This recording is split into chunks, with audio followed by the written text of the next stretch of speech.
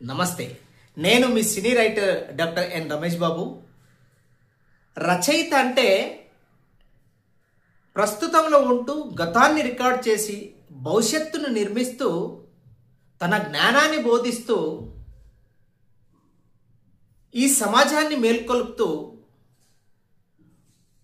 ఒక యుగాన్ని మలిచే కలం యోధుడు. అతను అనుకుంటే ఒక వ్యక్తిలోకి పరకాయ ప్రవేశం చేయగలడు, పాతాళం లోతెంతో చూడగలడు, ఎవరెస్ట్ మీద ఎక్కి ఒక గొప్ప సందేశాన్ని కూడా ఇవ్వగలడు. అతను ఒక అద్భుతమైన శక్తి, అతను ఒక బాధ్యత గల వ్యక్తి. అతని రచనలే ఎంతో మందికి విముక్తి. అతను ఒక మోటివేషన్, అతను ఒక ఇన్స్పిరేషన్, అతను ఒక ఆర్కియాలజిస్ట్, అతను ఒక సైకాలజిస్ట్, అతను ఒక సోషల్ సైంటిస్ట్, అతను ఒక future predictor, what not everything.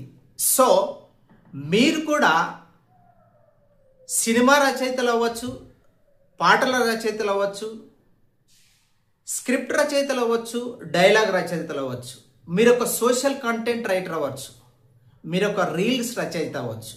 మీరు ఏదైనా ఒక రచయితగా గొప్పగా ప్రౌడ్గా ఫీల్ అవ్వండి, కానీ బాధ్యతగా ఉండండి. ఎందుకంటే ఒక మాట మార్పుకు నాంది కావచ్చు, ఒక వాక్యం గర్జిస్తూ నిద్రపోతున్న సమాజాన్ని మేల్కొల్పవచ్చు, ఒక కథ కోట్ల మందిని స్పృశించవచ్చు. దర్శకుడు ఆ కథకు రూపమిస్తే దానికి ప్రాణం పోసేది మాత్రం రచయితే.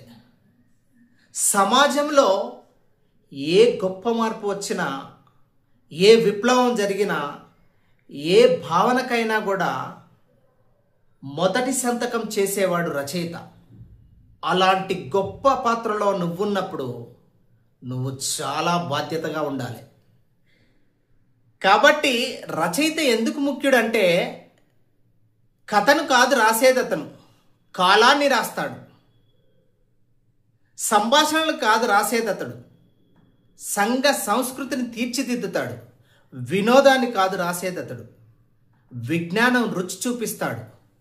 కథానాయకుడు గొప్ప పాత్ర పోషించవచ్చు, కానీ దానికి ప్రాణం పోసేది రచయితనే. డైరెక్టర్ విజన్ చూపించవచ్చు, కానీ రచయిత ఎన్విజన్ అంటే భవిష్యత్ దర్శనాన్ని చూపిస్తాడు. పాటల మాధుర్యంతో మనం ఎంతో ఎంజాయ్ చేస్తాం, కానీ ఆ పాటల పదాలకు పుట్టినిల్లు రచయిత యొక్క మనసు. కథానాయకుడిగా లక్షల మందిని మెప్పించవచ్చు, కానీ ఒక రచయితగా కోట్ల మందిని మేల్కొల్పవచ్చు. అది రచయిత యొక్క గొప్పతనం. అలాంటి గొప్ప స్థానంలో మీరుండాలంటే ఒక గొప్ప రచయిత చేసే ఆలోచనలు చేయండి.